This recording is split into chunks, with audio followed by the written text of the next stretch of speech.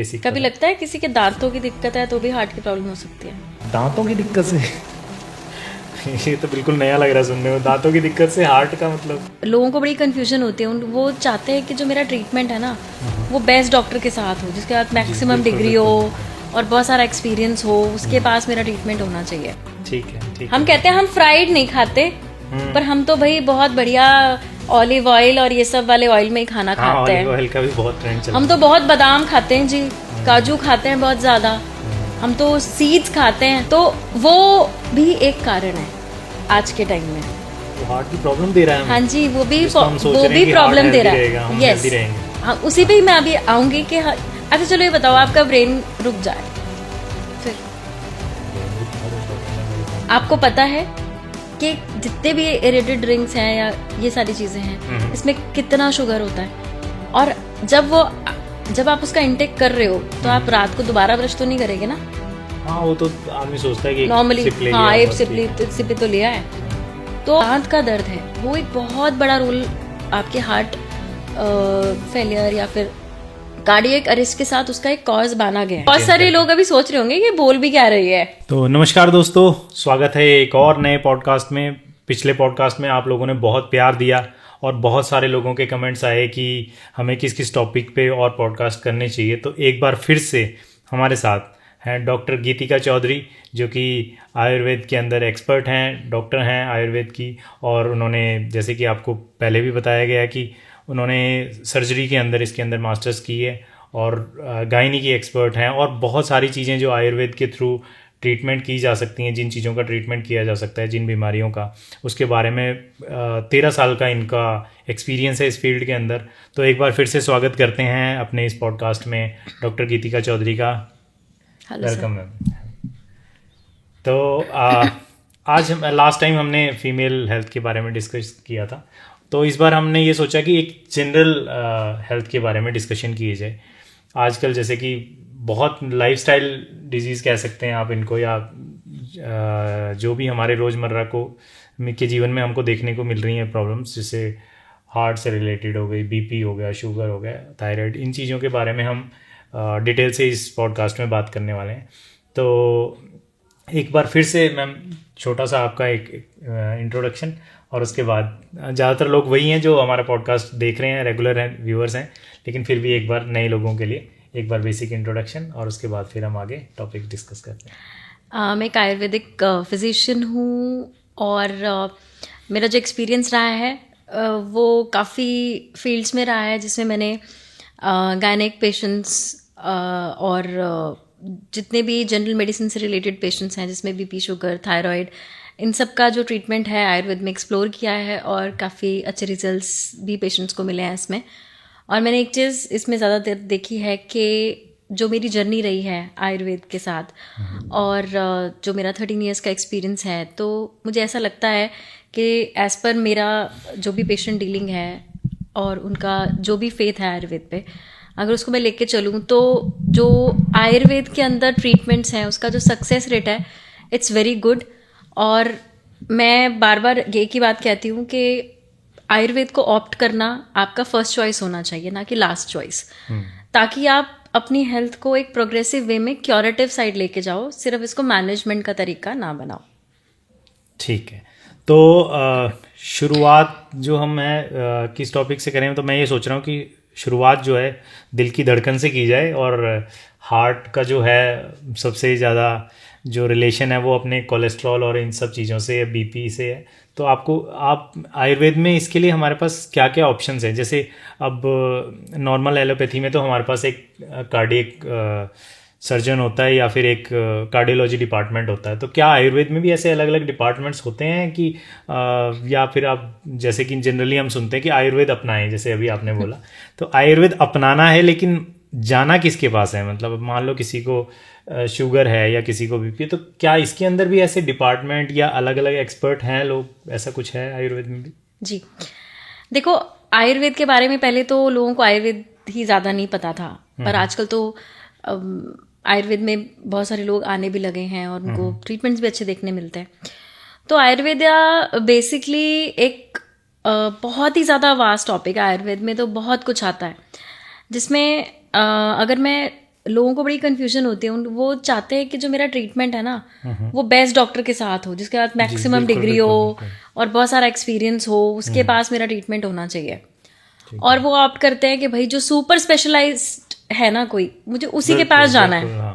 सबको ऐसा ही चाहिए। यस, और ये सुपर स्पेशलाइजेशन की क्या डेफिनेशन है और क्या आयुर्वेद में ऐसी डेफिनेशन हमें देखने को मिलती है, नहीं मिलती, तो ये बड़े कंफ्यूज स्टेट में पेशेंट्स रहते हैं।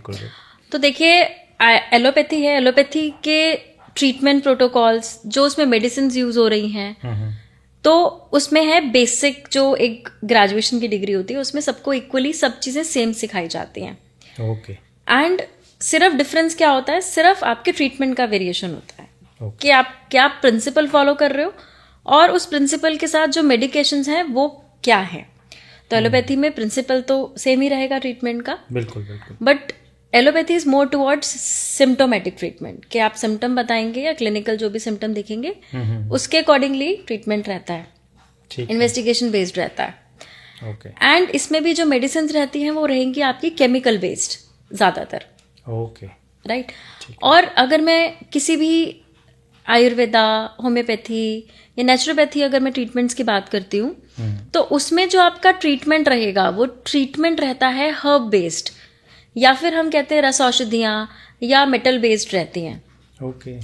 और दिस इज नथिंग, ये बिल्कुल वही ट्रीटमेंट्स हैं जो कि आप केमिकली प्रिपेयर करते हो और ये हम नेचुरल फॉर्म में प्रिपेयर करते हैं, जो कि हमारे बॉडी में बड़े इजीली वो एब्जॉर्ब होते हैं। और ये जो प्रोसेस है सिर्फ एक ट्रीटमेंट ही डिफरेंट है, अदरवाइज अगर मैं बात करूं कि ह्यूमन बॉडी तो नहीं बदलेगी ना, ह्यूमन बॉडी सेम रहेगी और काम भी वैसा ही करेगी, बस उसमें ट्रीटमेंट थोड़ा वेरिएशन हो जाता है। अब आयुर्वेद में भी बहुत सारी ब्रांचेस होती हैं। आयुर्वेद में आपको जनरल मेडिसिन जिसको हम काय चिकित्सा बोलते हैं वो अलग रहता है। ठीक है। सर्जरी के लिए शल्य चिकित्सा है, ईएनटी डिपार्टमेंट भी है जिसमें शालक्य है, गायनी है तो उसमें स्त्री रोग रहेगा, ऑब्स्टेटिक्स है तो प्रसूति तंत्र रहेगा।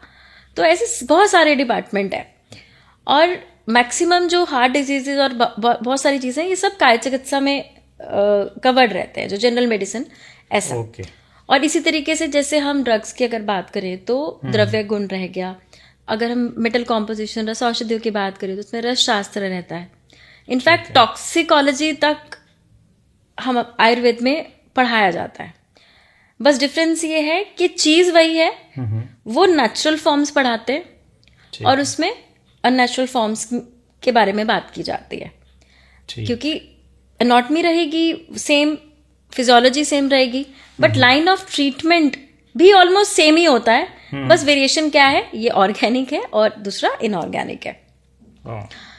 और फिर बहुत सारे जो पेशेंट्स हैं उनका जो ये मेन क्वेरी रहती है कि किसके पास जाएं। जाना आपको किसी भी आप आयुर्वेदिक फिजिशियन के पास जाएं जो कि आपके क्लिनिकली सिम्टम्स के साथ आपकी दोष, आपके बॉडी में क्या बढ़ा है, आपकी नाड़ी चेक की जाए, आपका क्या रूटीन है उसमें चेंजेस पे फोकस करे। तो ऐसा डॉक्टर जो कि प्योरली आयुर्वेदिक प्रैक्टिस अगर वो कर रहा है तो आपको उसको जाके कंसल्ट करना चाहिए। तो आजकल तो बहुत सारे डॉक्टर्स हैं आयुर्वेदिक जो अलग अलग शहरों में, गांव में, और इनफैक्ट गवर्नमेंट की भी बहुत सारी ऐसी डिस्पेंसरीज हैं, हॉस्पिटल्स हैं, हाँ, वहां पे आयुर्वेदिक फिजिशियंस होते हैं, तो आप उनसे कंसल्ट कर सकते हो। तो ऐसा कुछ कोई पैरामीटर नहीं है, बट हाँ अगर आप स्पेसिफिकली कहीं जाना चाहते हो तो जनरल कोई भी डिजीज है, चाहे वो लिवर फेलियर है, किडनी की कोई भी इश्यूज हैं, डायबिटीज है, ठीक है, हाइपरटेंशन है, इन सब चीजों के लिए आप एक काय चिकित्सा डिपार्टमेंट में आप मिल सकते हो। गायनिक इश्यूज हैं तो उसके लिए आप स्त्री प्रसूति में मिल सकते हो। तो अलग अलग फॉर्म्स, अलग अलग डिपार्टमेंट कह लीजिए, इस तरह से बने हुए हैं आयुर्वेद, ऐसे सब बने रहते हैं। और कोई ना कोई एक स्पेशलाइजेशन होती है। जैसे मैं अगर मैं अपनी बात करूं तो मैंने शल्य तंत्र में स्पेशलाइजेशन की है, और उसके अलावा मैंने पंचकर्मा में भी स्पेशलाइजेशन की है, गर्भ संस्कार में भी मैंने एक डिप्लोमा कोर्स किया है। तो ये सब आपके ऊपर डिपेंड करता है आप कितना ज्यादा आप अपने आप को एक्सप्लोर करते हो पेशेंट वाइज। तो जो डॉक्टर इतना अच्छा कोई नॉलेज लेके आया है और उसका एक्सपीरियंस भी ज्यादा है, तो आपको उससे ही ट्रीटमेंट करवाना चाहिए। और इसमें भी काफी सारे फैक्ट्स रहते हैं कि ट्रीटमेंट जल्दी होगा, कितना टाइम लगेगा, वो सब चीज़ें हैं, वो अच्छे से एक्सप्लेन करते हैं प्रोग्नोसिस के साथ, तो अच्छा पता चलता है। मतलब आपको एक रोड मैप मिल जाता है पहले से कि Yes. ये प्रोसेस है और ऐसे बिल्कुल। ऐसे ट्रीटमेंट चलेगा। तो अब हम स्टार्ट में जैसे हम करते हैं हार्ट से रिलेटेड, जैसे कि उसका हम उसमें मेजर क्या क्या आज की डेट में, क्योंकि लाइफस्टाइल की वजह से बहुत सारी प्रॉब्लम सुनने को मिल रही हैं आजकल, हार्ट से रिलेटेड, बीपी से रिलेटेड। तो इसमें क्या हमारे पास आयुर्वेद में ऐसे तरीके हैं, क्या कौन कौन सी ऐसी चिकित्सा की तकनीक है जो कि हम आयुर्वेद में इस्तेमाल करते हैं, और क्या कुछ ऐसे कुछ खाने के लिए भी कुछ ऐसी गोलियां या दवाइयां जैसे एलोपैथी में होती हैं, तो क्या वो भी अवेलेबल हैं सिर्फ अगर हम हार्ट से रिलेटेड देखें अभी फिलहाल के लिए? देखिए, हमारे बॉडी में ना वाइटल ऑर्गन्स, यानी कि जो बहुत इंपॉर्टेंट ऑर्गन्स हैं जिनके बिना आप जी ही नहीं सकते, जी, उसमें सबसे इंपॉर्टेंट आता है आपका हार्ट। बिल्कुल बिल्कुल। अब लेट्स से किसी इंसान के पैर काट दिए जाएं तो वो मर जाएगा? नहीं, जी जाएगा ना? दिक्कत होगी पर जी जाएगा। हाथ कट जाए तो, हाँ तब भी जी जाएगा। कान कट जाए तो, नाक कट जाए तो, चलो दोनों आंखें निकल जाएं, दांत निकल जाएं, जिंदा वो रहेगा। बिल्कुल बिल्कुल बिल्कुल। पर अगर हार्ट चला जाए तो बताओ? फिर तो कुछ सेकंड का गेम है, उसके बाद तो फिर अच्छा चलो ये बताओ, आपका ब्रेन रुक जाए फिर? ब्रेन भी बहुत इंपॉर्टेंट है मेरे ख्याल से। पर जियोगे तो सही फिर भी, जिएगा तो फिर भी सही बात है ना? हाँ, लोग कितने टाइम ब्रेन डेड निकाल देते हैं, है ना? बिल्कुल बिल्कुल बिल्कुल। अच्छा लंग्स चले जाएं तो? मुझे तो लगता है कि लंग्स चले जाएं तो सांस लेना कैसे पॉसिबल? हाँ वो ये कह सकते हैं कि आपको उसको मशीन्स के थ्रू या इस तरह से कुछ अगर कितना टाइम मशीन पे रखोगे? हाँ कितना टाइम कर सकते हैं, बिल्कुल। लेट्स से मशीन का ऑप्शन नहीं है, इंपॉर्टेंट मतलब पार्ट्स में से है। और किडनी जाए तो?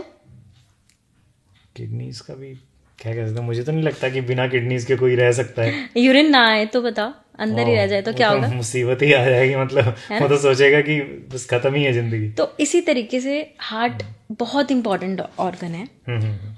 और हार्ट रिलेटेड आजकल सबसे ज्यादा, अगर चलो मैं आपसे एक क्वेश्चन पूछती हूँ कि भाई हार्ट अटैक आ गया या कुछ भी हो गया तो आपको क्या लगता है, मेनली आपको क्या कारण पता है इसका?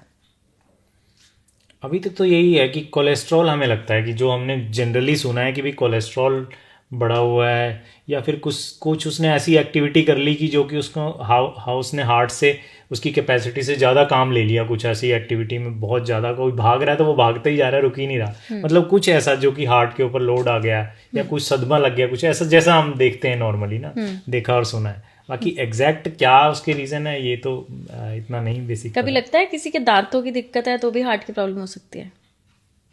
दांतों की दिक्कत से ये तो बिल्कुल नया लग रहा है सुनने में, दांतों की दिक्कत से हार्ट का मतलब कैसे कनेक्शन है? यही चीज़ है, देखो हार्ट हेल्थ मतलब हार्ट को पूरे बॉडी में ब्लड पहुंचाना है। बिल्कुल बिल्कुल ठीक है। और अगर उसमें कहीं पर भी कोई ब्लॉकेज आ जाए तो ब्लड नहीं पहुंचेगा। बिल्कुल ठीक बात है। पर हार्ट अपना काम करना नहीं छोड़ता। हाँ वो तो अपनी तरफ से दिन रात पूरी कोशिश करता है। बिल्कुल बिल्कुल ठीक है। और अपनी एंड स्टेज तक कोशिश करता है वो। और एक टाइम ऐसा आता है जब वो कोशिश भी उसकी खत्म हो जाती है और तब जाके हार्ट गड़बड़ाता है। ओके। अब वो ब्लॉकेज है जो किसी भी कारण से हो सकती है। एक तो ब्लॉकेज एक कारण है, कोलेस्ट्रॉल कारण नहीं है, ब्लॉकेज एक कारण है। दूसरा हम बात करें अंडर न्यूट्रिशन होना। Under nutrition? हाँ जी, हार्ट की प्रॉब्लम का? यस। जो हार्ट हेल्थ के लिए न्यूट्रिशन चाहिए अगर वो नहीं मिला, ठीक है, या मैं कहती हूँ अगर आपकी हार्ट की ब्लड सप्लाई रुक गई किसी और रीजन की वजह से, किसी भी XYZ, तो भी हार्ट हेल्थ खराब होती है। ओके। ओवर न्यूट्रिशन होना वो भी नुकसानदायक होगा। ओवर न्यूट्रिशन में ज्यादा फैटी चीजें खाओ, ऑयली चीजें ज्यादा खाओ, है ना, तो भी वो नुकसान करेगा। ठीक है, ठीक। हम कहते हैं हम फ्राइड नहीं खाते, पर हम तो भाई बहुत बढ़िया ऑलिव ऑयल और ये सब वाले ऑयल में ही खाना खाते हैं। ऑलिव ऑयल का भी बहुत ट्रेंड चल रहा है। हम तो बहुत बादाम खाते हैं जी, काजू खाते हैं बहुत ज्यादा, हम तो सीड्स खाते हैं, है ना। तो वो भी एक कारण है आज के टाइम में, वो हार्ट की प्रॉब्लम दे रहा है। हाँ जी, वो भी प्रॉब्लम दे रहा है। यस, हाँ, उसी पे ही मैं अभी आऊंगी कि कैसे ये इन्फेक्ट करता है। और अगर कोई इन्फेक्शन हो जाए और इन्फेक्शन या फिर कोई ऐसा ऑटोइम्यून रिस्पॉन्स आ जाए बॉडी में जो कि ब्लॉकेज क्रिएट कर दे, आपके वेसल्स के अंदर, तो भी कार्डियक अरेस्ट आता है। ओके। यहाँ आते हैं हम अपने दांतों पे। हाँ, दांतों वाला वो इंटरेस्टिंग है सुनने में। है ना। तो देखो क्या है कि अगर ब्लॉकेज हो गई ऑब्वियसली रहेगा। अब ब्लॉकेज में नॉर्मली जो कारण देखने को मिलता है, अभी कोलेस्ट्रॉल लेवल्स हाई हैं। ठीक है। पर एक चीज नोटिस में बहुत बार आती है कि जिन भी लोगों ने अपना टूथ एक्सट्रैक्शन करवाया है, ओके, और वो भी किसी, जैसे कहते हैं ना कि दांत में कीड़ा लग गया, दांत निकालना पड़ेगा, ठीक है, तो वो एक बहुत बड़ा कारण है कार्डिक इश्यूज का। ओह, अब है क्या, अब देखो हार्ट से हमारी मेजर वेसल्स निकलती हैं, जो कि एक बाजू में जाएगी, एक आपके ब्रेन को जाती है और एक पूरे बॉडी को सप्लाई करती है। ठीक है, ठीक है। अब है क्या, जब भी आपका दांत में जब कीड़ा लगेगा तो होता क्या है, वो जो बैक्टीरिया है, कीड़ा कुछ नहीं है, it's like bacterial growth, bacteria infection हुआ। और वो जब आपके गम्स तक जाती है तो उसको डायरेक्टली आपके वेसल्स तक पैसेज मिल जाता है जाने का। तो हम जब टूथ एक्सट्रैक्शन कराते हैं उस टाइम पे वो होल बन जाता है उस एरिया में। बिल्कुल बिल्कुल। और आपको पता है टूथ एक्सट्रैक्शन के बाद एकदम से तो कुछ भी टूथ नहीं लगता, उसको पहले हीलिंग के लिए टाइम दिया जाता है। टाइम लगता है, बिल्कुल बिल्कुल। और वही टाइम काफी रहता है उस बैक्टीरिया को पूरा अंदर तक जाने में। Oh my God. और जब भी वो आपके हार्ट के आसपास की किसी भी वेसल्स तक पहुंचता है तो वहां पर जाने के बाद एक ऐसा इम्यून रिस्पॉन्स जनरेट होता है कि फॉरेन बॉडी आ गई, तो वहां पर जो प्लाग फॉर्मेशन है वो उस बैक्टीरिया की वजह से होने लगती है। ओ, मतलब वो हार्ट बिल्ड कर रहा है एक प्रोटेक्शन अपने लिए कि ये बैक्टीरिया आ रहा है, इसको रोको। और समटाइम्स अगर किसी ने टूथ एक्सट्रैक्शन कराया और उसके बाद अगर उसकी कोई कार्डियक सर्जरी हो रही है, लेट्स से कोई बाईपास करा रहा है या कुछ भी, ठीक है, तो उसमें भी कभी कभी फेलियर के चांसेस इसी वजह से हो जाते हैं, क्योंकि कोलेस्ट्रॉल लेवल्स नॉर्मल है, सब कुछ पैरामीटर्स नॉर्मल है, जब जाते हैं तो ये भी एक बहुत बड़ा कारण बनता है। जो कि आजकल बहुत सारे मतलब आजकल एक नया ये चीज ही आई है कि हाँ टूथ एक्सट्रैक्शन और ये सब कैसे कोरिलेट करता है, तो ये एक मेन रीजन है। तो अब रीजंस हमें पता है, तो अब हमें ट्रीटमेंट क्या करना चाहिए? हाँ, ट्रीटमेंट मतलब दांत ही ना निकलवाएं फिर, मतलब खराब भी है तो रहने दें। मतलब ऐसा लगता है ना, अब तो डर लगने लगेगा कि जो सुनेगा कि यार टूथ एक्सट्रैक्शन से ये रिस्क हो सकता है, तो क्या करना चाहिए मतलब उसमें आगे? देखो, इसके लिए जिसके दांत में कीड़ा लग गया उसको प्रोसेस तो यही फॉलो करना पड़ेगा।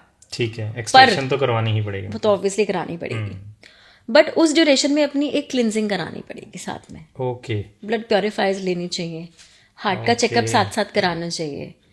तो उसके पैसेज के थ्रू आप नेचुरली डिटॉक्स करो खुद को, एक बात। ओके। बट इससे भी इंपॉर्टेंट बात यह है कि आपको दांत में कीड़ा लगना ही नहीं चाहिए। अच्छा। Prevention is better than cure ना। बिल्कुल बिल्कुल, ठीक बात है। अब वो क्यों लगता है? नॉर्मली लोग बोलते हैं कि हम तो बहुत अच्छी डाइट लेते हैं, सब लेते हैं ना, रेगुलर लोग बोलते हैं, ब्रश भी करते हैं यस, 2 टाइम, ये सब चीजें हैं। तो अब होना क्या चाहिए नॉर्मली कि जब भी आप सुबह उठ रहे हो तो प्रॉपरली आप अपने दांत साफ करो, क्लीन करो अच्छे से, है ना। ठीक है। और आयुर्वेदिक कुछ हर्बल काढ़े होते हैं, उससे आप कुल्ला करो। आप दालचीनी, तुलसी, नीम, इन सब का काढ़ा बना के इससे कुल्ला कर सकते हो। ठीक है। ऐसे ही सोने के टाइम पे भी कुल्ला करके सोइए। ठीक है। नीम सबसे अच्छा एंटी बैक्टीरियल माना। हाँ, नीम तभी बोलते थे कि एक नीम का पेड़ घर के आसपास जरूर होना चाहिए। हाँ, तो आप ये सोचिए कि जब आप अपना प्रॉपर क्लिनजिंग करके सोएंगे तो ओवरनाइट जब हीलिंग होती है तो थोड़ा बहुत अगर बैक्टीरिया भी होगा तो भी वो बॉडी से निकल जाएगा। ठीक है। और सबसे इंपॉर्टेंट बात है, आपको शुगर्स कम से कम लेनी चाहिए। हमें लगता है कि हम मीठा खाते हैं और चलो हमने रात को ब्रश तो करना ही है, ब्रश कर लिया या कुल्ला कर लिया तो समझते हैं कि उसका इफेक्ट खत्म हो गया दांतों से। हमारे माउथ में ऑलरेडी बहुत बैक्टीरियाज हैं, ऑलरेडी बहुत होते हैं। बिल्कुल बिल्कुल। और उसमें से गुड बैक्टीरिया भी हैं और बैड भी हैं। तो क्या होता है कि जब आप कुछ भी मीठा खा रहे हो तो आपके साथ साथ वो बैक्टीरियल ग्रोथ को एनहांस करता है और ये बढ़ता जाता है। नॉर्मली लोगों की हैबिट होती है, सोने लगे, सोने से पहले कुछ प्याज का मन किया, गए फ्रिज में से, अरे भाई कोल्ड ड्रिंक पड़ी है, चल एक सिप इसी की ले लेता हूँ, एक सिप लेते हैं, आके सो जाते हैं। आपको पता है कि जितने भी एरेटेड ड्रिंक्स हैं या ये सारी चीजें हैं इसमें कितना शुगर होता है। और जब आप उसका इंटेक कर रहे हो तो आप रात को दोबारा ब्रश तो नहीं करेंगे ना। हाँ, वो तो आदमी सोचता है कि नॉर्मली हाँ एक सिप तो लिया है, तो वो आपके मुंह में जम रहा है और वो आपके बैक्टीरियल ग्रोथ को ओवरनाइट एनहांस कर रहा है, राइट। अब इसमें ये आता है कि फिर मिठाई ना खाएं, सबसे पहले तो यही बोलेंगे हाँ कि मिठाई बंद कर दो, हमारे जैसे यही सोचेगा कि चलो ठीक है। नहीं, ऐसा नहीं है, मीठा खाना चाहिए। आयुर्वेद में मीठा खाने का एक प्रावधान बताया है। एक ना जैसे हम टेस्ट होते हैं ना, टेस्ट बड्स होते हैं और टेस्ट बिल्कुल बिल्कुल, तो आयुर्वेद में पूरा एक रिजीम बनाया है, सिस्टम बनाया है। मधुर, अम्ल, लवण, कटु, तिक्त और कषाय। अच्छा, सभी तरह के ये सीरीज है, वात पित्त कफ एक सीरीज है, ठीक है ठीक है। आकाश, वायु, अग्नि, जल, पृथ्वी एक सीरीज है, अच्छा वैसे ही भोजन में भी यस, ऐसे रस का भी सीरीज है। वो सीरीज इसलिए बनाया गया कि जब भी आपको खाना खाना है तो सबसे पहले मधुर खाइए, अच्छा, फिर अम्ल खाइए खट्टा, फिर लवण खाइए, फिर कटु, तिक्त, कषाय। इस तरीके से आपको रस का सेवन करना है। यहाँ ऐसा उल्टा होता है कि लोग स्वीट डिश बिल्कुल लास्ट में लेते हैं कि मीठा बिल्कुल लास्ट में खाएंगे। तो अच्छा एक बात बताओ ना, फिर हार्ट अटैक भी तो बढ़ रहे हैं। हाँ, ये तो है ना, ये सब मतलब इनवाइट किया गया है लोगों द्वारा इन सब बीमारियों को लाइफस्टाइल। बहुत सारे लोग अभी सोच रहे होंगे ये बोल भी क्या रही है, बट इसके ऊपर काफी अच्छी अच्छी रिसर्चेस हैं। इनफैक्ट अगर आप कोई अच्छा रिसर्च पेपर और ये सब चीजें देखोगे तो उसमें आपका जो दांत का दर्द है वो एक बहुत बड़ा रोल आपके हार्ट फेलियर या फिर कार्डियक अरेस्ट के साथ उसका एक कॉज माना गया है। ये रिसर्चेस में ऑलरेडी प्रूव हो चुका है, बट लोगों को पता नहीं है। देखो चीज कहाँ और प्रॉब्लम कहाँ हो रही है, तो यही सारी चीजें हैं। ये आयुर्वेद भी ऑलरेडी बोलता है ना, पाचन अच्छा रखो, हाइजीन अच्छी बना के रखो, सब करो। अब आपके पास कॉम्प्लिकेशन आती है तो उस कॉम्प्लिकेशन को ढूंढते हुए आप एक रीजन निकाल ले रहे हो। भाई ये तो पहले से बताया गया, उसको वही फॉलो कर लो ना। इसीलिए मैं बार बार फोकस करती हूँ, prevention is better than cure. That means diet follow करो, सब कुछ फॉलो करो, but according to Ayurvedic regime, because ये ऐसे नहीं लिखा। ऋषि मुनियों ने आज से हजारों साल पहले ये सब टेक्स्ट में एक्सप्लेन्ड है। बट द थिंग इज आपके अकॉर्डिंगली क्या सूट करेगा, आपकी प्रकृति, आपके दोष, आपका इम्बैलेंस के अकॉर्डिंगली आपको क्या सूट करेगा, आपको बस वो फॉलो करना है। वो जानना जरूरी है, उसी हिसाब से आपको। यस, तो हार्ट हेल्थ के लिए भी पहले कॉज और उस पे काम करो, ठीक है। और पता है फैमिली में मदर फादर में किसी को हेल्थ इशू है हार्ट रिलेटेड, तो आप उसके लिए प्रिकॉशंस लो। हाँ, मतलब पहले से ही आप सावधान हो जाओ, बिल्कुल ये प्रॉब्लम आ सकती है। आप अपना प्रॉपर रेगुलर चेकअप कराते रहो। हार्ट हेल्थ के लिए आजकल अर्जुन छाल तो बाबा रामदेव कितना ज्यादा बोलते हैं, बिल्कुल। आप वो लो, ठीक है। आप हार्ट हेल्थ अच्छा रखने के लिए प्रॉपर वॉकिंग करो, प्राणायाम करो, जिसमें आप अनुलोम विलोम, बहुत अच्छा काम करता है हार्ट हेल्थ के लिए। तो और आयुर्वेद में भी अगर किसी को प्रॉब्लम है भी, तो आयुर्वेद में तो हृदय बस्ती है, लीच थेरेपीज हैं, डिटॉक्स प्लान्स हैं, there are so many things for this. तो आप टाइम टू टाइम अगर अपना प्रिवेंशन की साइड भी चलोगे तो डिजीजेस नहीं आती हैं। हाँ, वही है, मतलब पहले से ही अगर आप ये लेके चल रहे हैं कि फैमिली में ऐसी हिस्ट्री है, तो वो बहुत ज़्यादा मैटर करती है। और उसको अवॉइड करने के लिए कि आपके साथ ऐसा ना हो और वही आने वाली जनरेशन्स के साथ ऐसा ना हो, तो धीरे धीरे करके आप आदतें सुधार के, बिल्कुल, आयुर्वेद को अपना के और योग को अपना के ऐसा कर सकते हैं। तो अब जैसे है इसके हार्ट के बारे में बात हो गई, तो और जो आजकल मेन जो प्रॉब्लम है, एक थायराइड की प्रॉब्लम जो है वो बहुत कॉमन हो गई है। मेरे ख्याल से जितने लोग टेस्ट करवाते हैं उसमें से बहुत सारे लोगों का वो थायराइड कुछ ना कुछ इम्बैलेंस मिलता ही है। जो नहीं करवाते हैं उसका तो कुछ कह नहीं सकते, लेकिन जब भी करवाते हैं तो मिलता है ये प्रॉब्लम। तो ऐसा क्यों है, मतलब, और इसका भी आयुर्वेद में कुछ थायराइड के लिए भी कुछ है? देखो, सबसे पहले तो मैं थायराइड बताने से पहले आपको बताऊंगी कि डिसऑर्डर अलग है, अच्छा, और डिजीज अलग है। अगर मैं डिजीज की बात करूं तो वो एक फॉर्म ऑफ डिजीज जो कि बहुत सारे सिम्टम्स के बाद आई है, पर डिसऑर्डर वो है कि कोई क्लिनिकली या इन्वेस्टिगेशन में कुछ पैरामीटर वेरिएट हो गए, क्लिनिकल सिम्टम कुछ चेंज हो गया, तो आपको एक डिसऑर्डर आ रहा है। तो पहले ये समझना बहुत जरूरी है। और डिसऑर्डर भी किस वजह से, जिसमें जैसे कि आपने अभी पूछा थायराइड के बारे में या बीपी, शुगर, ये जो डिसऑर्डर्स हैं, these are all metabolic disorders. Okay. Yes, मतलब एक थायराइड कोई बीमारी नहीं है, या फिर हाइपोथायराइडिज्म, हाइपरथायराइडिज्म अगर किसी को है तो ये बीमारी नहीं है. ये एक सिम्टम आ गया आपको और उसके अकॉर्डिंगली आपने एक डिसीज कंसिडर कर दिया कि भाई आपको तो थायराइड की प्रॉब्लम है. यस, प्रॉब्लम है, बट इसका जो कॉज है वो कॉज सिर्फ एक थायराइड इम्बैलेंस नहीं है. थायराइड को ट्रिगर करने के लिए पिट्यूटरी है, हाइपोथैलेमस है, वो भी रिस्पॉन्सिबल हो सकते हैं. अच्छा, काफी टेक्निकल है. बिल्कुल बिल्कुल ठीक है. और हम क्या करते हैं, अच्छा चलो ठीक है, आपका DSH लेवल बढ़ गया, चलो जी आप 25 mcg की थायरॉक्सिन स्टार्ट कर दो. नॉर्मली यही होता है 25. अब फिर भी बैलेंस नहीं हो रहा तो इसको 50 कर दो, 75 कर दो, 75, मतलब वो इंक्रीज होता रहता है. यस. तो एक्चुअल में अब ये चीजें हैं तो हमें करना क्या चाहिए. लेट्स से किसी का भी कोई प्रॉब्लम आई, चेकअप कराया, TSH लेवल हाई आ गया. ठीक है.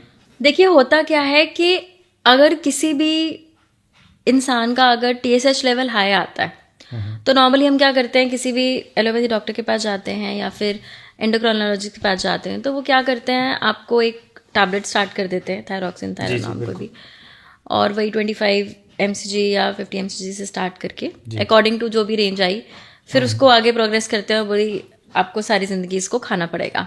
नॉर्मली ऐसा ही रहता है. बिल्कुल. और आयुर्वेदिक अगर फिजिशियन की बात करूँ तो वो क्या बोलेंगे कि भाई हम पहले इसका कारण देखते हैं क्यों है, फिर आपकी नाड़ी वगैरह देख के, आपके सिम्टम्स देख करके, फिर आपको एक डिटॉक्स प्लान का एक सजेशन दिया जाता है, और फिर आपके मेटाबॉलिज्म पे काम करते हैं, और जिसमें आपके लीवर हेल्थ को इम्पोर्टेंस दिया जाता है और आपके ब्रेन हेल्थ को इम्पोर्टेंस दिया जाता है. क्यों? थायराइड में. यस. इसीलिए क्योंकि थायराइड, बीपी, शुगर, ये सब एक मेटाबॉलिक डिसऑर्डर है. यानी कि जो भी आप खा पी रहे हो, अगर वो अच्छे से डाइजेस्ट नहीं हो रहा और आपके बॉडी में अगर न्यूट्रिशनल इम्बैलेंस हो गया, ओके, तो होगा क्या, आपका जो ग्लैंड्स है वो प्रॉपरली वर्क नहीं करेंगे और उसमें कोई भी फंक्शनल एनॉमली आनी शुरू हो जाएगी. ठीक है. और वो फंक्शनल एनॉमली क्या है, ठीक है, जो आपका TSH लेवल या T3 लेवल, T4 लेवल्स, ये जब डिस्टर्ब होते हैं तो ये होते हैं आपके ग्लैंड के, पिट्यूटरी या फिर आपके थायराइड ग्लैंड के ज्यादा या कम काम करने से. ओके. जिसकी वजह से पॉजिटिव या नेगेटिव रिस्पॉन्स जनरेट होता है और उसकी वजह से आपके हॉर्मोन्स इम्बैलेंस होते हैं. तो करना कुछ नहीं है, कॉज आपके मेटाबॉलिक सिस्टम को, कारण जानना मतलब बहुत जरूरी. यस, उसके मेटाबॉलिज्म को एनहांस कर दो, ब्रेन हेल्थ को इम्प्रूव कर दो, न्यूट्रिशनल वैल्यूज उसकी चेक करो, ओके, अकॉर्डिंगली उसके BMI को चेक करो, उसको बैलेंस करो, ऑटोमेटिकली TSH लेवल्स डाउन आने लगते हैं. थायराइड मतलब मैंने बहुत सारे अपने सर्कल में देखे, रिलेटिव्स में देखे हैं. थायराइड जो है ना एक बहुत बड़ा एक मुद्दा है, उस बारे में इतनी बात नहीं होती, लेकिन फिर भी क्योंकि थायराइड में लोगों को लगता है कि ठीक है लेवल इंक्रीज हो रहा है, हमने डोज ही बढ़ानी है बस, डॉक्टर भी यही करेगा, तो लोग आजकल खुद से भी बढ़ाने लग गए हैं. मैंने ये देखा कि ठीक है अच्छा अभी भी इसमें कंट्रोल नहीं आ रहा, चलो हम 25 mg और उसको इंक्रीज कर देते हैं. तो यही चल रहा है थायराइड के अंदर. तो मतलब आप कॉज कह रहे हैं, तो इसका पहले कॉज जानेंगे हम, उसके बाद उसके ऊपर काम करना शुरू करेंगे. बिल्कुल. ठीक है. और कॉज के लिए भी आपको देखना भी पड़ेगा कि एक्चुअल क्या क्या कारण है, आपका क्या डाइट है, क्या लाइफस्टाइल है, आपका स्ट्रेस लेवल कितना चल रहा है, आप अपने हेल्थ के लिए कॉन्शियस भी हो या नहीं हो, या इग्नोर करते हो. और अगर आप रेडी हो सब कुछ बदलना, तो क्यों सारी जिंदगी गोली खानी है. और अगर नहीं बदल सकते, ऐसे आराम की जिंदगी जीनी है, तो गोली खाते रहो गोली, फिर गोली पे गोली, और फिर गोली पे गोली खाते रहो. तो यही एक तरीका है, आपको चूज करना है कि आपको क्या करना है, अपनी हेल्थ के लिए अपनाना है. बिल्कुल ठीक. हाँ, इन केस अगर बहुत ज्यादा सीवियर सिम्टम आ रहे हैं, बहुत कुछ है, अच्छा, तब आप कोई भी एलोपैथिक इंटरवेंशन स्टार्ट कर सकते हो, बट वो भी रिकमेंडेबल होता है कि आपके क्या पैरामीटर्स हैं, क्या कंडीशन है, उसमें क्या आ रहा है. ठीक है. तो वो सारी चीजें भी ध्यान देनी होती. तो जो ज़्यादातर मुझे लगता है कि लोगों को क्या फीमेल्स के अंदर जब पता लगता है कि जब वो प्रेग्नेंट होती हैं, कंसीव कर चुकी होती हैं, तो तब जब टेस्ट डॉक्टर लिखवाते हैं तो उसमें एक थायराइड टेस्ट भी होता है, तो क्या थायराइड टेस्ट की इम्पोर्टेंस है प्रेगनेंसी के अंदर? क्या इसमें इसका भी कोई इफेक्ट रहता है? क्योंकि वो उसी वक्त हम ज़्यादातर देखते हैं कि ये उसी वक्त हम लोगों को पता लग पाता है कि इस फीमेल को ये थायराइड वाली प्रॉब्लम है। तो इसका रिलेशन है क्या आपस में कुछ प्रेगनेंसी और उससे? देखो, हमारा जो बॉडी है ना, वो ऐसा नहीं है कि आंखें अलग काम कर रही हैं, कान अलग काम कर रहे हैं, नाक अलग काम कर रहे हैं। No, it's not like that. हमारे बॉडी का कंट्रोल सिस्टम एक ही है, या तो ब्रेन ढंग से करेगा कंट्रोल, ठीक है, या फिर आपके एंडोक्राइन सिस्टम आपको कंट्रोल करेंगे। ओके। अब एंडोक्राइन सिस्टम भी आपस में एक दूसरे के साथ मिलके चलते हैं। ऐसा नहीं है कि आपका एड्रिनल ग्लैंड कुछ कर रहा है और आपका पिट्यूटरी हाइपोथैलेमस कुछ और कर रहा है। ओके। ये सारे एक दूसरे को इंस्ट्रक्शंस देते हैं और उसके आगे एक के बाद एक इंस्ट्रक्शन देते हैं। पूरा टीम वर्क होता है। ओके। एक भी टीम वर्क में गड़बड़ हुआ, सब गड़बड़ हो जाते हैं। तो आप ये सोचो कि अगर किसी का थायराइड इम्बैलेंस है तो दैट मीन्स कहीं ना कहीं पिट्यूटरी में, हाइपोथैलेमस में या थायराइड ग्लैंड में प्रॉब्लम है। ओके। और उन ग्लैंड्स का किस किस के साथ कोरिलेशन है? ओवरी के साथ भी है, लिवर के साथ भी है। तो लिवर डिसफंक्शंस भी हो सकते हैं, ओवेरियन डिसफंक्शंस भी हो सकते हैं। ओवेरियन डिसफंक्शन हुआ तो AMH लेवल गड़बड़ हो सकता है, LH-FSH गड़बड़ हो सकता है। तो इनफर्टिलिटी क्यों नहीं हो सकती? मतलब बहुत ज़्यादा रिलेटेड ही है आपस में, क्योंकि वही बात है कि अगर एक भी टीम का मेंबर ठीक से काम नहीं कर रहा तो वो सारा। अब मैं आपको एक बात बताती हूँ। आपने मेरे से सबसे पहले एक ही क्वेश्चन पूछा कि मैडम स्पेशलिस्ट बताओ आप आयुर्वेद का। बिल्कुल। देखो, स्पेशलिस्ट डॉक्टर अपनी स्पेशलाइजेशन की बात करेगा, ठीक है। यूरो वाला नेफ्रो की बात नहीं करेगा। वो बोलेगा उधर जाके बात करो। आप उन डॉक्टर के पास चले जाए। और अगर एक ही जगह सब मिल जाए तो, जब सब चीजें आपको एक जगह मिल रही है तो स्पेशलिस्ट डॉक्टर के पास आप तब जाओ जब आपको कुछ स्पेशल बीमारी हो। अच्छा। मतलब जहां पे आपको इमरजेंसी रिक्वायर्ड है और वहां पे कोई ऐसी टेक्निक यूज करने की जरूरत है जहां पे उसका एक्सपर्ट जरूरी है। ओके। लेट्स से आपको हार्मोनल इम्बैलेंस हुआ, नेचुरली आपने ट्रीट करने की कोशिश करी, अगर ट्रीट नहीं हो रहा then you have to go for endocrinologist. Okay. मतलब पहले आप जनरल में चेकअप करवाइए, अगर वहां से रिजॉल्व नहीं हो रहा या वो रेफर कर रहे हैं आगे आपको, तो उसके बाद ही आप उसमें पर्टिकुलर। हमारे कंट्री में ना सबसे बड़ी प्रॉब्लम है, फिजिशियंस खत्म हो चुके हैं। हाँ, फिजिशियन नहीं, अब तो सब एक्सपर्ट, ये उसका है, ये उसका है। तो एक नॉर्मल बंदे को समझ नहीं आता कि मैं डायरेक्ट सीधा कार्डियो वाले के पास जाऊं, किसके पास जाऊं। मतलब कार्डियो वाले के पास जाओगे वो कुछ तो देगा ही ना आपको। और किसकी आजकल ऑर्गन ठीक है? सबके कुछ ना कुछ गड़बड़ है ही है। सबके है, बिल्कुल बिल्कुल। आप जिसको नेचुरली ठीक कर सकते थे, आप उसके लिए केमिकल केमिकल केमिकल खाते जा रहे हो और शुरुआत से यही सब खा रहे हो, तो आप कैसे खुद को नेचुरली ठीक कर सकते हो? तो शुरू से ही अपना रेगुलर चेकअप ये सब करा के नेचुरली खुद को ट्रीट करो। और अगर लगता है कि नहीं अब मुझे इसके बाद नेक्स्ट स्टेप लेना चाहिए, तब आप जाइए। बट इसमें भी ये डिसीजन लेना जरूरी है कि आप कौन सी कंडीशन में हो, आप इमरजेंसी में हो या फिर ऐसे। कई लोग पेशेंट आ जाते हैं मेरे पास भी, ऐसा होता है कि मैम मेरा तो डायलिसिस होना है, मेरे को डायलिसिस नहीं कराना और अब मेरा दवाई छुड़ा दो। अरे नहीं कर सकती भाई। हाँ बिल्कुल, इस लेवल पे आके तो फिर यस आपको डायलिसिस जाना ही पड़ेगा। हाँ, आप मेरे से ये हेल्प ले सकते हो कि भाई मैं आपके डायलिसिस की टेंडेंसी को कम कर सकती हूँ, कर सकते हैं। मैं रिवर्सल के ऊपर काम कर सकती हूँ। वो भी ओवर द पीरियड, मतलब धीरे धीरे करके, वो भी धीरे धीरे करके होगा। आप बोलो कि ओवरनाइट कुछ जादू हो जाए, no it is not possible. बिल्कुल ठीक बात है। और कोई बोले कि मैं कार्डियक अरेस्ट में और बोले कि हाँ जी मैडम मेरे को कार्डियक अरेस्ट से बचा लो, no it is not possible. बिल्कुल ठीक। तो आपको ये देखना पड़ेगा what is emergency and what is the condition जिसमें आप क्योरेटिव साइड जा सकते हो। इसीलिए आप अपने एक फैमिली डॉक्टर जरूर बनाओ और उससे कंसल्टेशन लो, गाइडेंस लो। इफ ही सेज कि नहीं ये मेरे हाथ से बाहर है, now you have to go for any specialist doctor, तो आप जा सकते हो।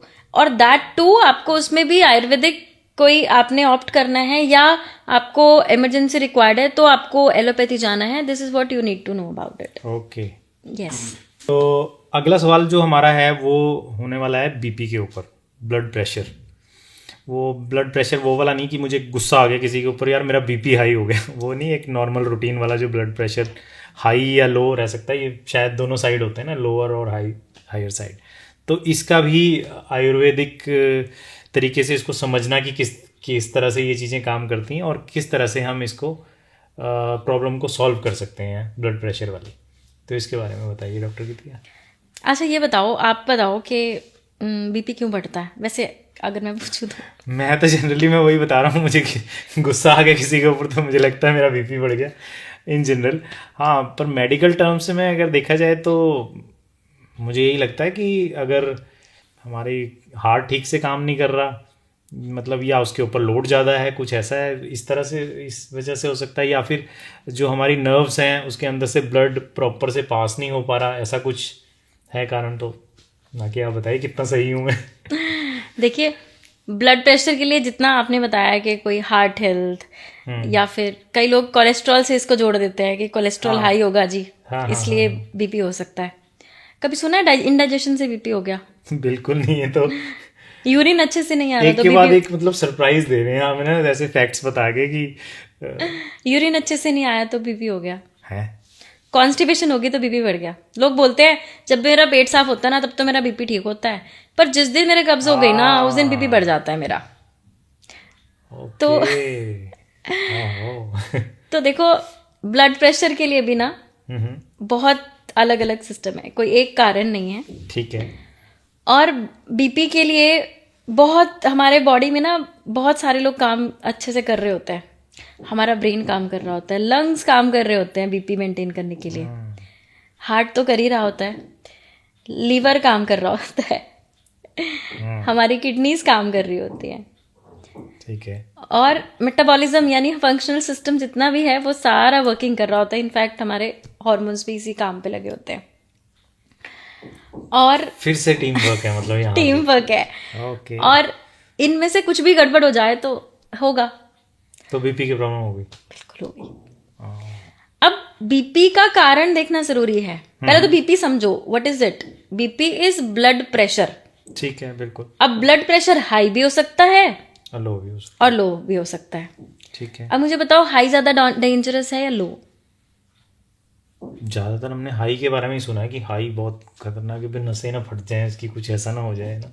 चलो अगर नसें फट भी गई तो भी कोई बचा लेगा, अच्छा है ना। अगर बीपी इतना लो चला जाए कि ब्लड ही ना मिले और इंसान को चक्कर आ जाए, आप सोचोगे अरे ये तो चक्कर आ गया, कोई नहीं, पानी वानी देख के सही हो जाएंगे, इतने में स्कीमिया हो गया, ऑर्गन फेलियर, नई प्रॉब्लम आ गई। BP low is more dangerous than high blood pressure. Okay. जो भी आजकल फीमेल्स है ना घूमती हैं, भाई मेरा तो 110/70 बीपी रहता है, या मेरा तो 160। ज्यादातर फीमेल्स का, हाँ, क्योंकि मेरी वाइफ का खुद उनका लोअर साइड में ही रहता है बीपी। उन्हीं को ही सबसे ज्यादा वीकनेस, उन्हीं को ही सबसे ज्यादा पीरियड रिलेटेड इश्यूज, वही एनीमिक होती हैं, उन्हीं को ही ब्रेथलेसनेस की प्रॉब्लम, बार बार चक्कर आना, उन्हीं को ही ये प्रॉब्लम्स होते हैं। ओके।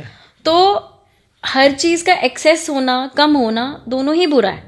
पर ब्लड प्रेशर में भी आपका low blood pressure is more dangerous than high blood pressure. और इन सब को रेगुलेट करने के लिए हमारे ये सारे ग्लैंड्स, ऑर्गन्स आपस में मिलके काम करते हैं। ठीक है। अब इसमें समझना पड़ेगा कि ब्लड प्रेशर है क्या। ब्लड प्रेशर बेसिकली आपके ब्लड का प्रेशर है, यानी कि हमारे वेसल्स में जो फ्लूइड घूम रहा है, जिसको आप ब्लड कहते हो, ब्लड, बिल्कुल, उसके अंदर बड़े सारे सेल्स होते हैं, उसमें आरबीसीज होते हैं, डब्ल्यूबीसीज होते हैं, आपका न्यूट्रिशन भी होता है, आपके वाइटामिन्स, मिनरल्स, आपकी इम्यूनिटी, सब ट्रैवल कर रहे होते हैं। ठीक है। और हमारे बॉडी में आपने देखा होगा जब आप ब्लड टेस्ट कराते हो ना, उसमें सबके पैरामीटर होते हैं, यहाँ तक कि आपके सेल का क्या साइज होना चाहिए, क्या विड्थ होना चाहिए, उसका भी एक प्रॉपर मेजरमेंट होता है। और अगर ये बिगड़ जाए, मान लिया अगर मैं कहती हूँ एक सेल इतना होना चाहिए बट वो इतना फूल के इतना हो गया आपके बॉडी में, ब्लड में घूम रहा है, ठीक है, तो हो क्या गया? मतलब डेंसिटी बढ़ गई। डेंसिटी मतलब बिल्कुल बिल्कुल घनत्व बढ़ गया। कोलेस्ट्रॉल बढ़ गया तो भी घनत्व बढ़ गया। ठीक है, बिल्कुल। इन्फेक्शन आ गया तो भी घनत्व बढ़ गया। आपका यस, आपका यूरिन अच्छे से एक्सक्रीट नहीं हुआ तो यूरिन में जो कचरा था वो भी ब्लड में ही घूम रहा है ना। तो यहाँ रिलेशन आ गया उसका, जो आप कह रहे थे कि डेंसिटी और वो सब का। यस, ब्लड की डेंसिटी बढ़ना इज डेंजरस हमें उस ब्लड की डेंसिटी को कम करते हुए काम करना है, इसलिए एस्पिरिन देते हैं ना। हाँ बिल्कुल बिल्कुल बिल्कुल। इसलिए इकोस्प्रिन वगैरह ये सब चलती है सब। हाँ, ब्लड को यस पतला करने के लिए। यस। ठीक है। तो अगर आप नेचुरली खुद ही ऐसा कुछ हर्ब लेने लगो जिससे आपकी ब्लड की डेंसिटी मेंटेन हो जाए, तो ब्लड प्रेशर का क्या होगा? नॉर्मल रहेगा फिर तो मेरे ख्याल से। बिल्कुल, अगर हम वो जो दवाई के थ्रू जो चीज़ मिलनी है, हम अगर वो पहले से लाइफस्टाइल में उसको शामिल कर रहे हैं, तो वही तभी कहते हैं आयुर्वेद अपना लो टाइम से। ठीक। और इसके साथ अगर लेट्स से कोई ऑर्गन एनॉमली है, लेट्स से अगर किडनी का प्रॉब्लम है, ठीक है। तो किडनी हेल्थ इंप्रूव कर दो। हार्ट प्रॉब्लम है तो हार्ट हेल्थ इंप्रूव कर दो। ओके। लिवर का प्रॉब्लम है तो लिवर की हेल्थ इंप्रूव कर दो। कॉन्स्टिपेशन है तो उसको इंप्रूव कर दो। ठीक। यानी कि क्या ब्लड प्रेशर किस वजह से बढ़ रहा है या कम हो रहा है, वो सारे कारणों पे काम करो नेचुरली, तो ऑटोमेटिकली आपका जो ब्लड प्रेशर है वो नॉर्मलाइज आना शुरू हो जाएगा। तो ये सब जितनी भी हमने इन्वेस्टिगेशन करनी है, तो इसके लिए मतलब जैसे वो आयुर्वेदिक डॉक्टर के पास गए या अपने उसके जो भी उनके फैमिली डॉक्टर हैं उनसे बात करके फिर ये रिजल्ट निकाला जाना चाहिए कि इस वजह से ये कॉजेज हैं, इस वजह से होना चाहिए, ना कि सीधा ही जाते ही और बीपी हो गया तो दवाई खानी शुरू कर दी, थायराइड हो गई तो सीधा। देखो, ब्लड प्रेशर हाई है, उसकी मेडिसिन इसलिए दी जाती है कि ब्रेन स्ट्रोक ना हो जाए। ठीक है। ठीक है, ब्रेन हेल्थ के लिए कराई जाती है या फिर और कोई इश्यूज ना आ जाए। बट बहुत ज्यादा हाई में हमें एक बार स्टार्ट कर देना चाहिए, बट उसका मेन कारण क्या है उसको डायग्नोज करा के फिर नेचुरली उसको हीलिंग पे डालना चाहिए। हाँ, ऐसा भी नहीं है कि दवाई बिल्कुल मुझे दवाई खानी ही नहीं है, ऐसा भी हाँ, नहीं करना ऐसे बड़े चाहिए। पेशेंट आते हैं मेरे तो हाई बीपी है, मैं नहीं दवाई खाऊंगा एलोपैथी, ऐसे थोड़ा ना होता है। इमरजेंसी है तो खानी पड़ेगी ना, बिल्कुल उसके बाद क्योरेटिव पे काम करो, धीरे धीरे टेपर डाउन करो, हाँ, फिर ऐसा भी इमरजेंसी जरूरत पड़े तो खाओ, नहीं तो नहीं खाओ। बिल्कुल ठीक है। आप तो ये हाँ, बिल्कुल हम ये नहीं कहते कि भाई एलोपैथी की दवाई खानी ही नहीं है आपने। हाँ, ऐसा नहीं है, क्योंकि अब आपको जरूरत है, आपकी बॉडी में जो प्रॉब्लम आ गई है तो उसको उस टाइम पे आप उसको रिजॉल्व करने के लिए या उस प्रॉब्लम को सॉल्व करने के लिए टेम्परेरी तौर पे आप मेडिसिन तो आप छोड़ ही नहीं सकते ना, मेडिसिन तो आपको स्टार्ट करनी पड़ेगी। वो डॉक्टर आपको बताएगा कि जरूरत है कि नहीं है। अपने आप से खुद ही डिसीजन लेना भी ठीक नहीं है कि भाई मैंने नहीं खानी दवाई। हाँ, है ना, वो भी बहुत पेशेंट होते हैं बहुत ऐसे। सारे लोग आते हैं, मैं 10 साल से बीपी का मरीज हूँ, मैं दवाई नहीं खाता, मैं दवाई नहीं अब खाऊंगा। हाँ, अब आप बताओ क्या करोगे? अरे हम नहीं कर सकते एकदम से ऐसे, हमें टेपर डाउन करना पड़ेगा, आपकी हेल्थ में चेंजेस करने पड़ेंगे, तो जाके हमें टाइम दो। आप एक गोली पे डिपेंडेंट हो, बहुत टाइम से आप उसको सिर्फ मैनेज कर रहे हो, और बॉडी में और पैरामीटर्स कितने अंदर तक बढ़ चुके हैं वो भी तो है ना, उसको सारा देख के उसको कम करने में भी टाइम लगेगा। ठीक है, हर एक पैथी का अपने अपने प्रॉस कॉन्स होते हैं, तो उसके लिए आपको टाइम भी देना पड़ता है। तो अगर हम धीरे धीरे काम करेंगे तो उस पर रिजल्ट डेफिनेटली देखने को मिलता है। ठीक है।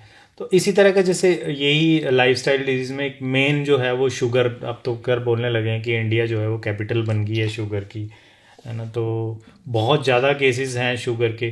तो ये भी सब लाइफस्टाइल से, मुझे जहाँ तक लगता है कि ये भी लाइफस्टाइल की ही देन है, जो शुगर जो हमारा, जो हमने ओवर द पीरियड जो हमने अपनी डाइट्स बर्बाद की हैं, जो ख़राब किया जो भी है, और कुछ जेनेटिक भी है ये, और मतलब किस तरह से इसको अवॉइड किया जा सकता है या धीरे धीरे करके। वही बात है कि जैसे आप कह रहे थे कि एकदम से तो नहीं ख़त्म कर सकते। इसमें भी बहुत सारे लोग बोलते हैं ऐसा कि मुझे तो शुगर है लेकिन एक लेवल तक है, इसलिए मैंने अभी दवाई कोई शुरू नहीं की है, ना आयुर्वेदिक ना एलोपैथिक, कोई सी भी नहीं। तो क्या ये ठीक है इस तरह से करना, या फिर कुछ ना कुछ शुरू कर लेना चाहिए? देखो, अगर मैं डायबिटीज़ की बात करूं या किसी भी ऐसे मेटाबॉलिक डिसऑर्डर की बात करूं, तो सबसे पहले तो ना हमें ये देखना चाहिए कि आज से 20-25 साल पहले एक नॉर्मल रेंज क्या थी। ठीक है, आपके अकॉर्डिंगली अगर मैं शुगर की बात करूं तो फास्टिंग शुगर कितनी होनी चाहिए? Fasting sugar I believe maximum 100 तक, है ना। और खाना खाने के बाद कितनी होनी चाहिए, जो आजकल आपके रिपोर्ट्स में नॉर्मल कंसिडर करते हैं? 140 आई थिंक। 140 है ना। पर अगर मैं बहुत 10 साल 20 साल पुरानी अगर मैं बात करती हूँ तो यही रेंज जो थी, ये फास्टिंग शुगर की रेंज वॉज 110-120। पहले ये रेंज ज़्यादा होती थी, अभी कम कर दी गई। हाँ, कर दी गई या क्या हो गया, आई डोंट नो। ऐसे ही अगर मैं पीपी की, मतलब खाना खाने के बाद की शुगर की, तो वो भी आपकी 160 तक नॉर्मल होती थी। अच्छा, तो आप ये सोचो आने वाले 20 साल में अगर रेंज थोड़ी सी कम कर दी जाए तो कितने लोग डायबिटीज के मरीज बन जाएंगे? मुझे तो नहीं लगता, फिर तो सारे ही इसमें डायबिटिक रेंज में ही आ जाएंगे सारे, बाहर कौन रहने वाला है फिर? तो एक प्रॉब्लम तो ये है। अच्छा, मतलब वो स्केल ही उस तरह से हो गए हैं कि अभी हम थायराइड की बात कर रहे थे, तो हाइपरथायराइडिज्म में TSH लेवल्स, आज से मैं बहुत पुरानी बात करूं तो 6 तक वाज नॉर्मल। अच्छा। और अभी रिसेंटली मेरे पास एक केस आया, एक फीमेल पेशेंट, वो प्रेग्नेंट नहीं हो पा रही थी, तो उसका जब थायराइड करवाया इट वाज 3.8, लेट्स से 3.8। तो डॉक्टर ने बोला आपको थायराइड की गोली खानी पड़ेगी, इसलिए 3.8 पे? हाँ जी, 3.8 पे आपको गोली खानी पड़ेगी क्योंकि इसकी वजह से भी हो सकता है। मतलब आप क्या नॉर्मल रेंज हो गई है या क्या हो गया, किसी को कुछ नहीं पता, अपने ओपिनियन के अकॉर्डिंगली ट्रीटमेंट चल रहा है आजकल। तो आप क्या 3.8 को आप क्या एब नॉर्मल मानोगे? फिर वो उस नॉर्मल रेंज का क्या मतलब हुआ? हाँ, जब अगर 5 तक, उससे 5 या 6 तक नॉर्मल मानते हैं तो फिर 3.8 पे HbA1c भी, जब मैं अपना डिग्री कंप्लीट किया तो मैंने उस टाइम पे HbA1c का जो लेवल था दैट वाज 7.5। ठीक है। और आज के टाइम में 6.5 नॉर्मल होते हैं। मैं बहुत सारे डॉक्टर्स को ट्रेन करती हूँ एंड जब मैं उनसे पूछती हूँ तो दे से कि मैम हमें तो 6.5 नॉर्मल बोला गया है। फिर मैं अपनी पुरानी एक टेक्स्ट उठा के दिखाती हूँ, बेटा देखो कि इस बुक में ये था। तो आप सोचो आने वाले 10 साल 20 साल में इससे क्या हो रहा है। हाँ, तो मैक्सिमम लोग उस रेंज में आ जाएंगे और हम भी इस चक्कर में फंस रहे हैं, सबसे इंपॉर्टेंट बात है। और हमें ये चीज जरूर देखनी चाहिए कि अब पहले प्री डायबिटिक क्या कोई शब्द नहीं होता था। हाँ, नए वर्ड्स निकल और के आ अगर रहे हैं। था भी प्री डायबिटिक तो उस प्री डायबिटिक कंडीशन में आपको दवाइयां नहीं खानी होती। That is a precautionary major, हाँ, जो कि आप विद इन 10-15 डेज में खुद को नॉर्मलाइज कर सकते हो। ठीक है। बट आजकल तो प्री डायबिटिक में भी दवाइयां चल रही होती है पेशेंट की। कि दवाई आप खाओ, रेंज के पास आने वाले हो, ठीक आप हो। शुरू कर लो पहले से। एग्जैक्टली। और आप एक काम करना, आप कोई भी, मतलब जो भी लोग सुन रहे हैं या जी, आप हो, आप कभी PGI जाना। ठीक है। PGI में ना किडनी फेलियर, लीवर फेलियर के बाहर जितने पेशेंट बैठे होंगे ना डिपार्टमेंट के बाहर, सबसे उनकी हिस्ट्री पूछना। ठीक है। वो बोलेंगे जी मेरे को 10 साल से शुगर था, 10 साल से BP था, फिर थायराइड था, मैं गोली खा रहा था, एक दिन क्रिएटिनिन बढ़ा, फिर ऐसा हो गया, फिर ऐसा हो गया, फिर ऐसा हो गया। तो वो सारी दवाइयां आपके और ये जो वाइटल ऑर्गन्स हैं उनके ऊपर इम्पैक्ट करते हैं। अब सिंपल सी हम बात करते हैं कि अगर किसी को सांप काट जाता है तो आप एंटीडोट देते हो, ठीक है, ताकि उसका जहर का असर कम हो जाए और आपकी जान बच जाए। ठीक है। सारी जिंदगी देते हैं क्या एंटीडोट? नहीं, वो तो मेरे ख्याल से जैसे असर खत्म हुआ बस। अगर डायबिटीज हो गई ना, हाँ, आपने गोली खा के इजी कर दिया उसको टेक्नोलॉजी के थ्रू हाँ, कि हाँ भाई नॉर्मल हो गया, ओके है, वो मेंटेनेंस, अब बस खाते रहो। अब आपको डिसाइड करना है कि जहर रोज खाना है या एक बार खा के खुद को ठीक करना है और फिर क्योरेटिव साइड जाना है। आजकल क्योर की तो बात ही नहीं करता। नहीं, क्योर की नहीं, वो तो सीधा डायरेक्ट सबने बोल दिया भाई क्योर तो होता ही नहीं है, आप लिख नहीं सकते तो आप बोल भी नहीं सकते, तो डॉक्टर्स ने बोलना ही बंद कर दिया कि अभी आप एटलीस्ट उसको मोटिवेट तो करो कि लाइफस्टाइल डाइट चेंजेस करें, सब सारी चीजें करें, एटलीस्ट आप इसको मेंटेन करो या इसको रिवर्सिबल मोड में लेके आने की कोशिश करो, जो कि होता है, जो कि पॉसिबिलिटी है। डायबिटीज रिवर्स हो सकती है। ओके। बहुत सारे लोगों की होती है। आजकल आप फेसबुक इंस्टा पे आप खोल के देखो, रिवर्सल प्रोग्राम्स कितने और लोगों की होती है। कुछ एड्स तो हमने देखी हैं ऑनलाइन, ऐसे आती हैं कि, पर ऐसे एकदम से भरोसा नहीं होता ना कि ये पॉसिबल भी है कि नहीं। नहीं, पॉसिबल होता है। अच्छा, ऐसा कुछ नहीं है, ठीक है, सब पॉसिबल है। ऐसे ही कोई इतना ज्यादा वास्ट चीजें नहीं हो रही, इट इज पॉसिबल, इसलिए हो रहा है। बहुत सारे ऐसे डॉक्टर्स हैं जो कभी कभी रिपोर्ट देखते हैं, वो पूछते हैं कि भाई ऐसा क्या किया। बहुत सारे ऐसे मेरे पेशेंट हैं, वो बोलते हैं कि हम, क्योंकि मैं हमेशा बोलती हूँ कि मेरे से ट्रीटमेंट करा रहे हो बट अपने एलोपैथी डॉक्टर से जरूर कंसल्ट करो, ताकि हम साइड बाय साइड पैरेलल चलें। वो जरूरी है, बिल्कुल, बिल्कुल। तो उसमें भी वो कहते हैं अरे ये हो कैसे गया, ये तो पॉसिबल ही नहीं है। मतलब डॉक्टर्स भी हैरान हो जाते हैं कई बार देख के कि ये रिजल्ट ऐसे क्यों आ रहा है, ये ऐसे क्यों आ गया। ओके। ऐसा नहीं है कि बहुत सारे डॉक्टर्स आयुर्वेद को सपोर्ट भी बहुत करते हैं। हाँ, करते हैं, बिल्कुल। आज की डेट में तो वही आप जैसे अब मेदांता के है डॉक्टर नरेश त्रिहान है, अब वो तो आयुर्वेद का पूरा विंग ही बना दिया है। अच्छा, जिसको बहुत अच्छी पूरा बात इंडिया मानता है, अगर वो ये काम कर रहे हैं बिल्कुल तो बिल्कुल। कुछ सोच के तो कर रहे हैं। गवर्नमेंट की तरफ से भी काफी बहुत मतलब support अभी में। भी मैं कहूँ गवर्नमेंट इतना सपोर्ट कर रही है आयुर्वेद को, और बहुत सारी चीजें हो रही हैं और बहुत सारे लोग आगे बढ़ के काम कर रहे हैं, ये बहुत अच्छी बात है। बिल्कुल ठीक है, बिल्कुल ठीक। और आने वाले समय में अगर हमारा कंट्री डिजीज फ्री हो जाए, हम्म। जो कि हम बड़े खुश होके बता रहे हैं कि भाई हमारा डायबिटीज जो है, डायबिटीज कैपिटल मतलब बन डायबिटीज रहा है। कैपिटल बनने वाला है, ये बिल्कुल, कितनी बुरी बात है हमारे हाँ लिए। बहुत बुरी बात है, ये कोई अचीवमेंट Achievement नहीं है ये। तो बिल्कुल गलत है, बिल्कुल। जबकि हमारे यहाँ सब कुछ है। फॉरेनर्स आते हैं इंडिया में और अपना आयुर्वेद पंचकर्मा क्या कुछ नहीं करा के जाते, हेल्दी होके जाते हैं। वो लोग योगा ऑप्ट कर रहे हैं, वो लोग कृष्ण जी को मानना शुरू हो गए हैं, वो हमारे कल्चर को मानना शुरू हो गए हैं, वो आयुर्वेद को फॉलो करना चले। और हम क्या कर रहे हैं? हम तो वेस्टर्न बनेंगे, तो मॉडर्न बस मॉडर्न बनेंगे तो फिर मॉडर्न ही बीमारियां आएंगी। तो हर चीज में मॉडर्न हम रहना हमारे लिए अच्छा है, हमारी हेल्थ हमारे लिए अच्छी है, हमारे जनरेशन को क्या दे रहे हैं वो भी फोकस करना जरूरी है। तो ये सारी चीजें आपको देखना बहुत इंपॉर्टेंट है। ठीक है। तो इसके जैसे कि चलो आपने आयुर्वेद में आयुर्वेदिक मेडिसिन लेना शुरू किया, तो इसकी थेरेपीज भी होती हैं इन सब चीज़ों की, जैसे अच्छा वो भी पंचकर्मा में ये सब भी इंक्लूड होता है? इंक्लूड होता है, ओके। वो सब सारी चीजें होती हैं हर एक डिजीज के लिए, सर से लेके पांव तक कोई भी बीमारी है। ठीक है, ठीक चाहे है। आपको ब्रेन रिलेटेड इश्यूज हैं, आईज रिलेटेड इश्यूज हैं, नोज रिलेटेड है, ईयर रिलेटेड है, सबके लिए पंचकर्मा अलग अलग तरीके से प्लान किया जाता है पेशेंट के अकॉर्डिंग। ठीक उसकी नाड़ी देख के, उसकी जीभ देख के, उसकी प्रकृति के बारे में जान के, और फिर अकॉर्डिंगली ठीक है, ठीक है।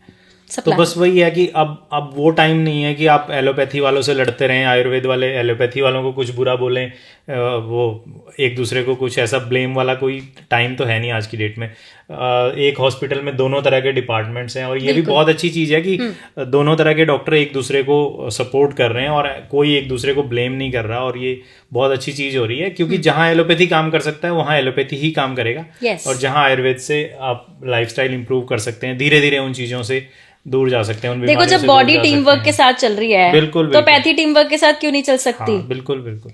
जो पीछे रह जाए, टारगेट तो यही है कि देखो जो कोई अपना अपना करता रहेगा वो अपना अपना करता रहेगा, पर रेस वही जीत जाएगा जो टीम वर्क करेगा। टीम वर्क करेगा। सिंपल। बिल्कुल बिल्कुल, बिल्कुल ठीक है। तो इसीलिए हमारा ये मकसद नहीं है कि कोई एलोपैथी वाला बुरा मान जाए कि यार ये तो आयुर्वेद का प्रचार कर रहा है। हर पैथी अपने आप में परफेक्ट है, ठीक है, लेकिन यही है कि कब किसकी जरूरत है उसको आप अवॉइड नहीं कर सकते कि हाँ भी मैं तो दवाई खा ही नहीं रहा। इस दवाई ना खाना कोई बहादुरी का काम नहीं है, और आप डॉक्टर की सुनिए, डॉक्टर की मानिए, और साथ के साथ आप अपने लाइफस्टाइल में योग को और ये प्राणायाम को, आयुर्वेदिक चीज़ों को धीरे धीरे करके इंक्लूड करें।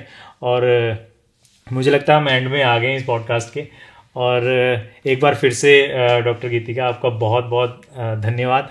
और आप सभी लोग फिर से, जैसे कि आपने पिछले पॉडकास्ट में कमेंट्स किए, आपने उसको बहुत पसंद किया, तो आपके कमेंट्स के बेसिस पे ही हमने इस पॉडकास्ट को शूट किया है। तो आगे भी आप अगर कमेंट करते रहेंगे, जो भी आपके सवाल हैं आप भेजते रहिए कमेंट्स के थ्रू, और डिस्क्रिप्शन में मैम का डॉक्टर गीतिका का रेफरेंस भी हम दे देंगे, और आप कांटेक्ट कर सकती हैं कभी भी, ऑनलाइन अपॉइंटमेंट आप ले सकते हैं।